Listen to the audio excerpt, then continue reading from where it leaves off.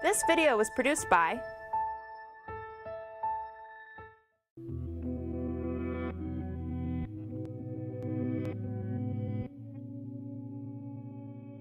Good afternoon.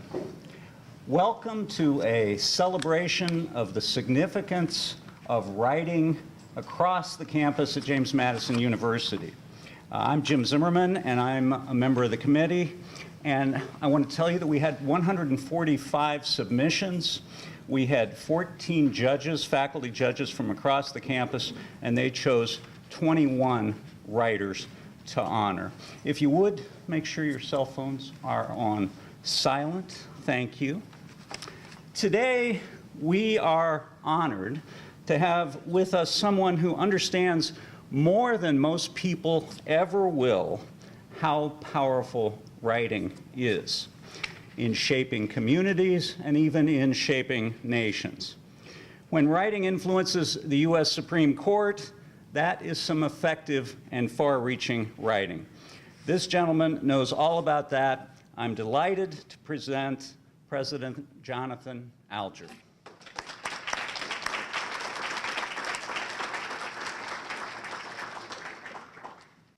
Well, good afternoon, everybody. Good afternoon. This is good. Still awake. I know it is Friday afternoon, and I really appreciate all of you being here. Just a quick show of hands. How many of you are JMU students? I know we have a lot of honorees. And parents? Wonderful. We're really happy to have you here. And your kids are working really, really hard, just so you know. And how about faculty? We have some faculty here as well. Terrific. Well, we thank all of you for being here, too. It's been a busy season here at the university, and we're just delighted to have all of you here to celebrate writing at the university, which really does go right to the heart of our mission. So it's really a terrific way for us to think about and reflect upon what we do here at James Madison. And I should just say, hi ladies, my wife and daughter are coming in the back in case you haven't met before, Marianne and Eleanor. Speaking of writing, Eleanor is a creative writer and loves to write herself. So we're delighted to have them here as well. I want to start by, first of all, saying congratulations to all of our honorees. This is really quite an achievement, and there's a lot of writing that goes on this campus, a lot of submissions, so you really should feel very good about being here today, and that means that your faculty members have recognized the quality of what you're doing. And we know that it's hard work. It's not easy to write well. It does require a lot of work and effort, and we really appreciate what you've done. And this is something hopefully you'll be thinking about for the rest of your life. Lately I've been studying a lot about James Madison, the person. You all know we are, of course, named after him, 4th President of the United States, the father of the Constitution. And it's sort of appropriate in thinking about this topic today of writing because James Madison himself was quite an avid scholar. Some of you may know that he had tutors and mentors, and he read every book, literally, that he could get his hands on in political philosophy in different languages, and spent a lot of his life writing and trying to be very thoughtful and deliberate about his writing, as he did, of course, when working on the Constitution and the Federalist Papers and other things that he wrote during his lifetime. So it's really part of our legacy as an institution to think about the importance and the power of good writing. You heard mention of the Supreme Court. Back when I was at the University of Michigan a number of years ago, we had 2 cases that went in front of the U.S. Supreme Court on the importance of diversity in higher education, cases that were going to affect all of American higher education. They were being watched by countries all around the world, actually, to see how our Supreme Court dealt with this issue. And if you've ever had the experience, any lawyers in the room by any chance? Any of the parents' lawyers? No? Well, when you write briefs for the Supreme Court, they are very precise about the number of pages you can have, the font. So you have to be very, very careful and precise with your writing to make it fit just right and to make your points in a way that's persuasive.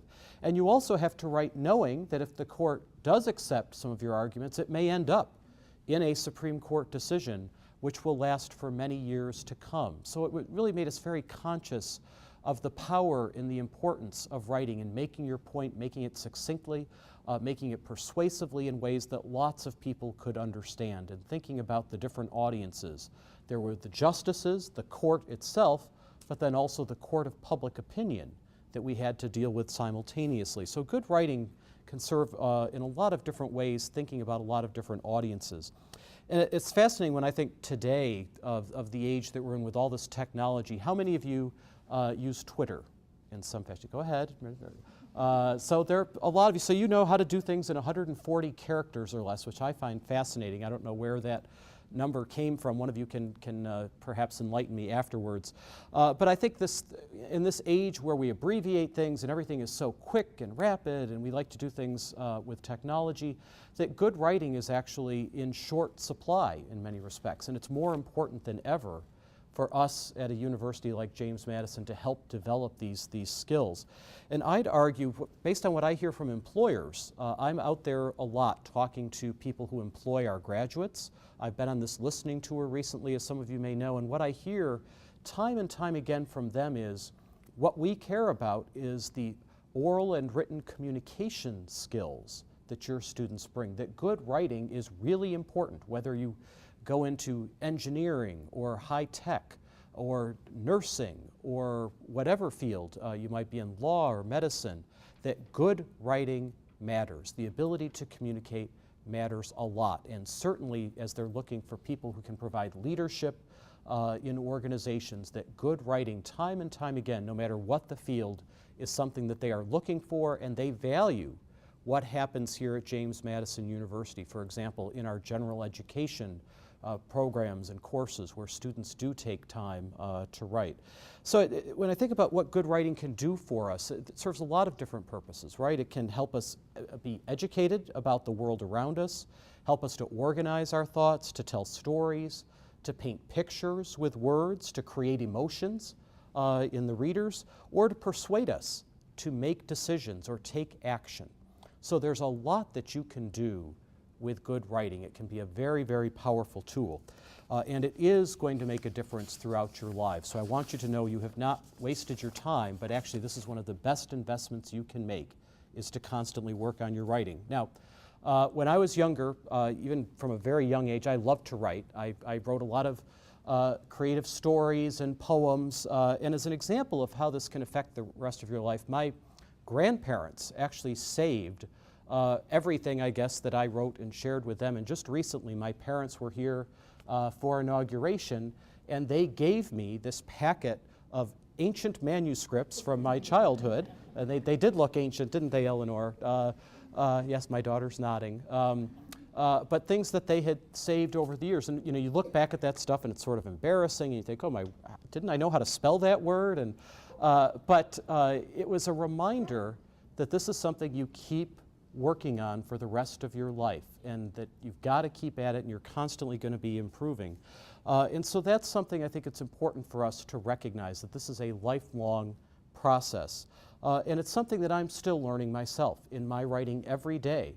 I try to look very carefully at what's being conveyed and how other people are going to understand it. And it's not something that you ever completely perfect, but you keep working at it, just like a great athlete would in any sport. So think of yourselves as sort of being the all-star team who are here today, that just like great athletes, what you have accomplished says a lot about your skills, but you're not done. You're going to keep working at it for the rest of your lives. And that's what I hope has been happening for you here at JMU.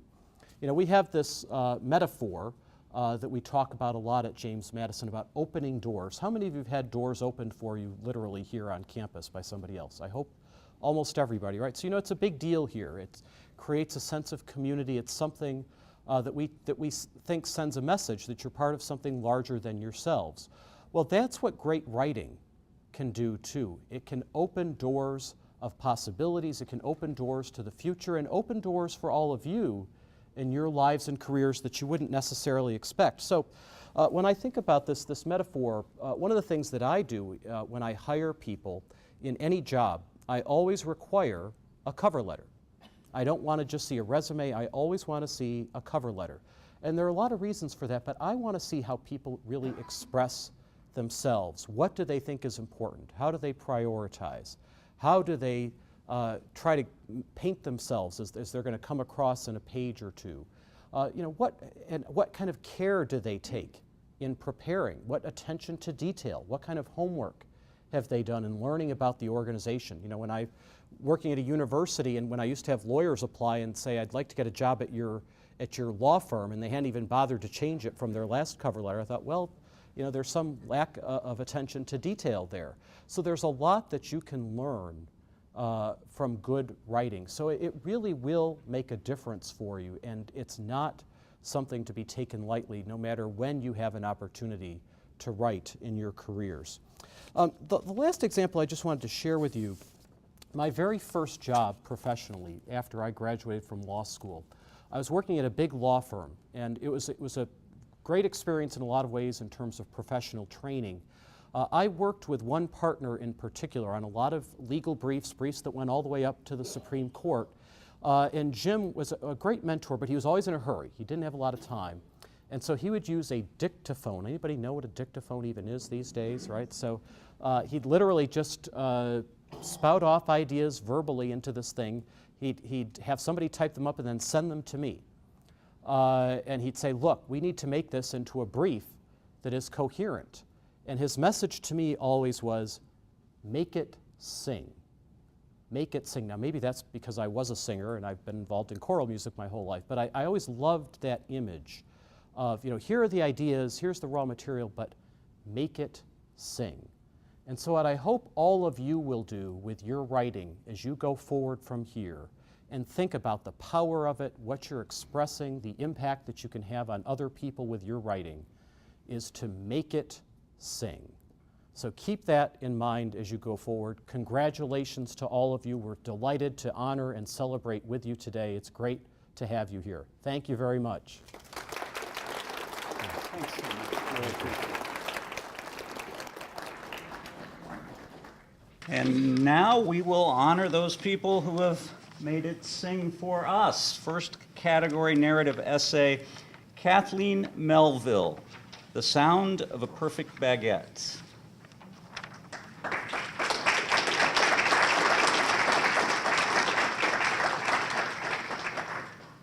Judy Hong, Monday Morning.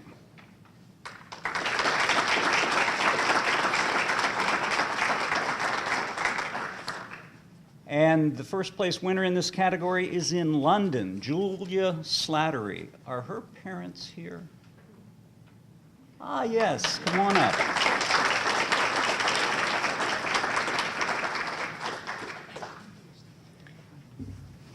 Julia's mom.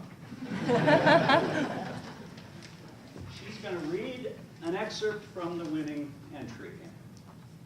I can't copy her voice. It's very, very unique, but I've heard it for almost 20 years now, so I'll do my best. Her essay was called, If I'm Being Honest, I'm Getting There. It means pretending that the mild winter is a sign that you are on your way to where you are supposed to go, and that this is just the extra push you need to get there. You go to class, and even though it's not what you want, you can still enjoy what you're learning there. You woke up breathing in a warm bed. That's a start. The sun is shining, and even though the wind is biting at your nose and your neck and your eyes, you can feel it, and you are alive. And today, you are okay. It means understanding that where you are in your life may be completely different from what you ever pictured for yourself, may be completely different from what your parents expect of you and what you secretly expect of yourself. But that doesn't necessarily mean that it is completely wrong. It means that you were shoved through all of this so that you could come to terms with the person you are and the person you are becoming, and that Robert Frost was right. Life goes on. Alienation means that despite everything and above all else, you're going to be fine, kid. You're going to be fine.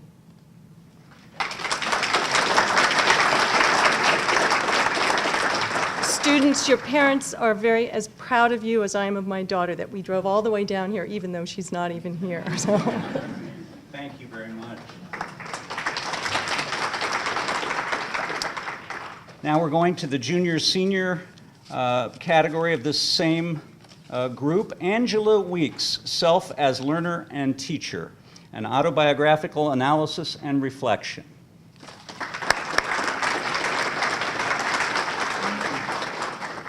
Kelsey Marie Nestle, hospitals.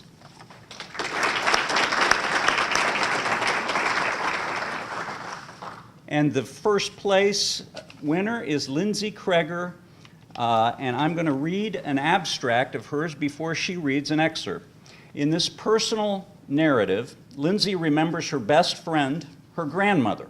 Her story is a reflection on the importance of cherishing the material things that will eventually become the placeholders of memory. A family photograph, a phone call, a grandmother's signature on a birthday card.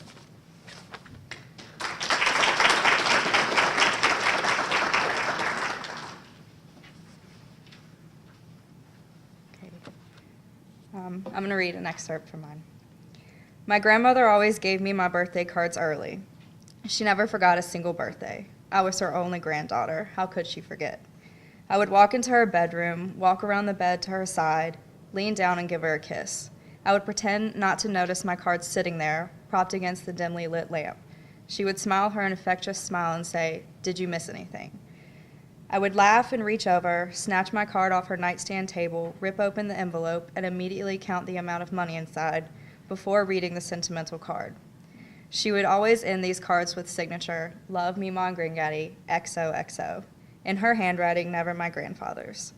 When I was 15, I told her I was too old for hugs and kisses at the end of my birthday cards. At the age of 15, the card started to end solely with "Love me, Ma." The signature felt cold. I wish my grandmother had signed his name, even though he was no longer with us. I had to grow up. I had to learn to deal with my grandfather dying. I had to deal with no XOXO at the end of my birthday cards. I had to deal with my grandmother slowly disappearing, slipping away from her former self. I had to deal. Thank you.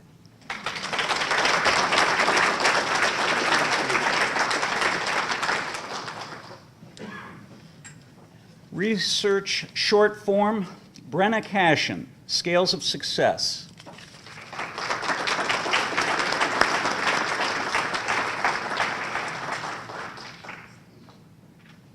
Carolyn McKean, King Leopold's Ghost, Racism, Violence, and Poverty in Africa.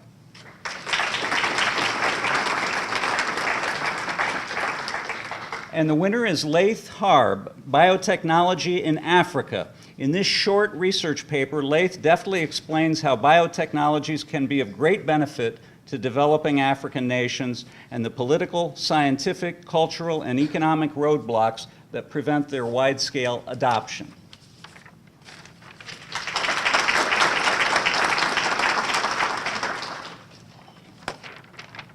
Good afternoon.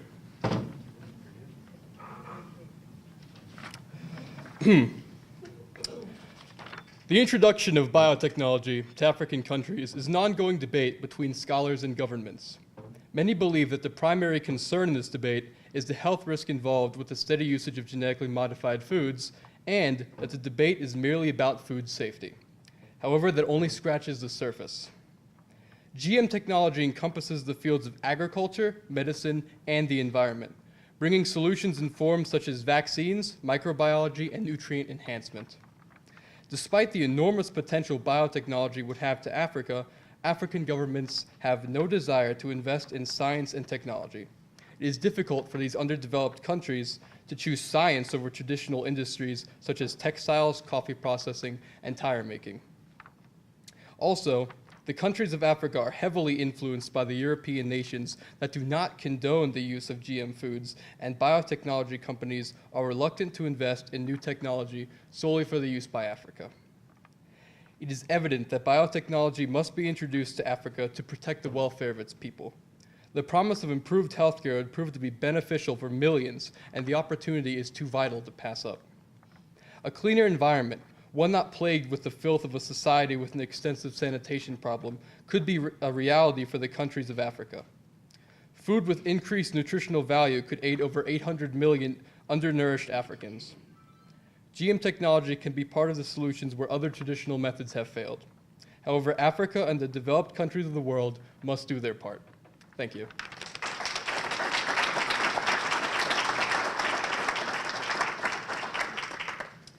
And the junior and senior honorees, Paul Rowley, Old Spice, The Persuasive Scent.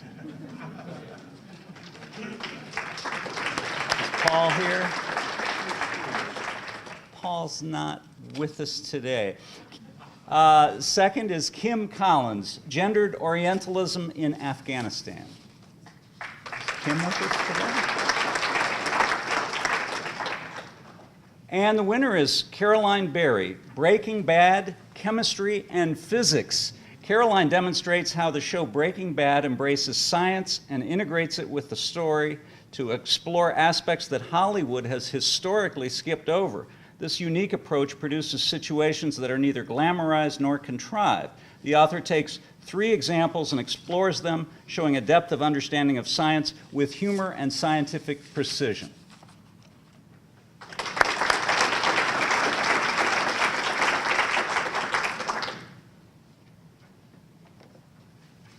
Hi, I'm going to read a couple of paragraphs from my paper. The criminal world of meth manufacturing has an unavoidable relationship with death, and the go-to method for body disposal throughout the series, dissolution in barrels of hydrofluoric acid. In Breaking Bad, a coin toss determines that Jesse will bear the burden of dissolving their first victim's body. He disregards Walt's instructions to purchase a plastic bin labeled LDPE, which is able to contain the hydrofluoric acid. Instead, he decides that a porcelain bathtub will suffice and proceeds to fill it with the acid and their victim. Later on, Jesse expresses his confusion to Walt just moments before the floor of the second-story bathroom collapses, asking, "Why you got me running around town trying to find some stupid piece of plastic when I have a perfectly good tub?" Had Jesse been familiar with the concepts of basic chemistry, he likely would have opted for the plastic bin. Like all humans, their victim is primarily made of water, and substances with similar structures tend to dissolve each other. The hydrogen in the hydrogen fluoride compound burns its way through the deepest layer of skin, then the truly dangerous fluoride chemical destroys soft tissue and bones with full force since it wasn't completely disassociated in the solution. Fluorine decalcifies the bone and attacks the structure. Since there's a high concentration of calcium atoms in blood and bone, they are dissolved because the force that the fluorine imposes is stronger than the force that holds the calcium bonds together. Substances are liquefied during the corrosion process, thus the tub is disincorporated and the victim's remains fall through the ceiling in a gooey mess. Thank you.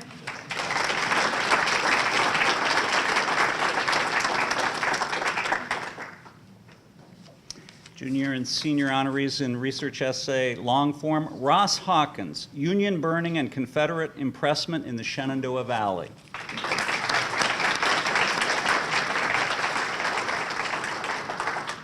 Michael A. Garcia, Hafiz al-Assad.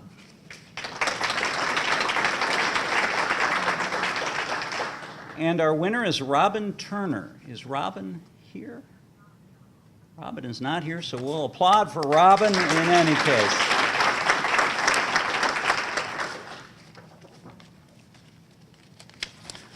Textual analysis.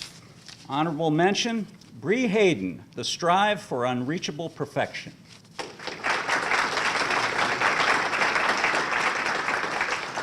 Second, Nathan C. Buskell, Spatial and Temporal Indeterminacy, the Perception of Space-Time as I Lay Dying.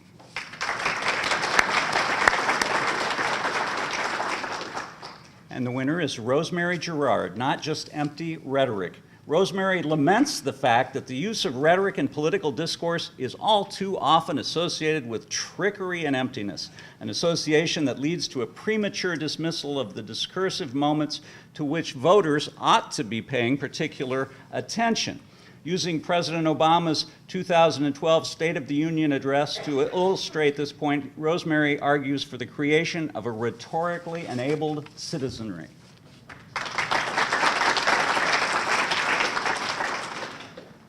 Hi, this is a short excerpt that I think ties the whole piece together.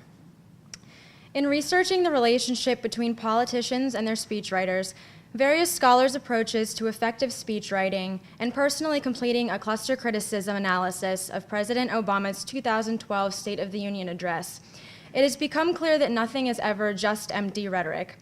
Rhetoric, particularly in politics, is not simply flowery and appealing language fabricated to scam potential voters. Instead, it is a team effort in taking one's ideas and stating them in a way that encourages audiences to see the value in them. Thank you.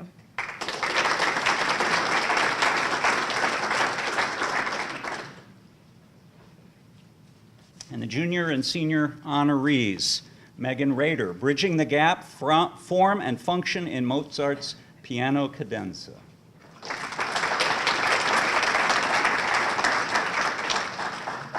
Second place, Anders Bruce, Jared Luffner's Rhetorical Disability, a Case Study.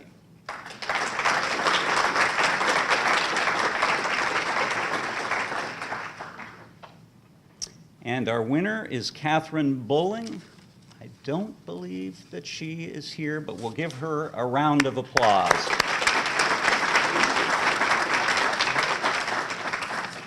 And let's give one more hand to everybody. Thank you so much.